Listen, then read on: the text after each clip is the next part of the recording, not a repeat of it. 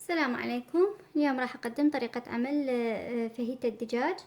المكونات اللي راح أستخدمها: كيلو صدر دجاج، ملعقتين أكل كاتشب، نص كوب ليمون، ربع كوب زيت نباتي، فلفل أسود، ملعقة كوب ملح، ملعقة كوب كزبرة مطحونة، ملعقة كوب ثوم باودر، ملعقة كوب بصل باودر، نص ملعقة كوب بابريكا، نص ملعقة كوب سكر عادي، نص ملعقة كوب كمون، ربع ملعقة كوب فلفل أحمر حار، هذا اختياري. الفلفل الأحمر تحبين تحطيه أو لا، اختياري. هسه راح أخلط المواد.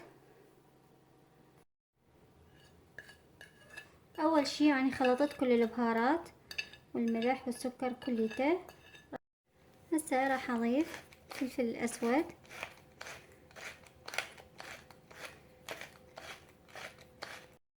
راح أضيف نص كوب ليمون، راح أخذ زيت نباتي،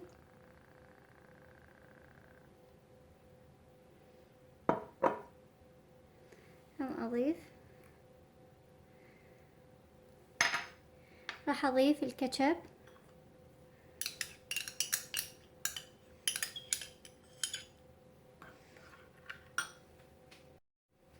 هسه خلطت كل البهارات والكاتشب والزيت كل الأشياء الخلطة سويتها جاهزة.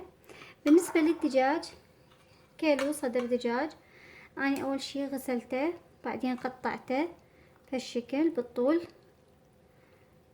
قطعته مو مكعبات، لا يصير القطع مالته بالطول بهالشكل. قطعته وبعدين ضفت له ربع كب خل، ونقعته بيه تقريبا 10 دقائق ربع ساعة. ما صفيته لأنه أصلا بقى الخل بيه. ربع كب خلت لاني خل على مود الزفرة. هسه راح أضيف الصلصة إله.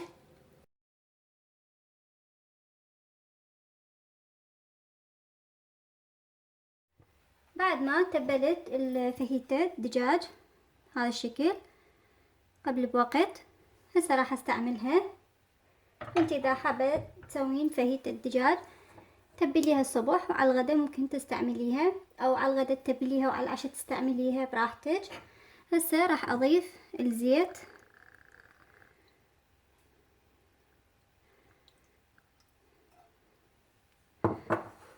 راح اضيف اول شي الدجاج. هسه بعد ما نشف المي مال الصلصة مالتها بالشكل هذا، انا محضرة هنا الخضروات اللي راح اخلطها وياها. حضرت بصل، 1 بصلة كبيرة الحجم قطعتها بالطول، فلفل اخضر قطعته بالطول، فلفل احمر قطعته بالطول، فلفلة صفراء قطعته بالطول، على فلفلة كاملة يعني الاخضر والاحمر والاصفر فلفل كامل اخذتهن. هسه اول شي راح اضيف البصل واحمس الفاهيتا ويا البصل.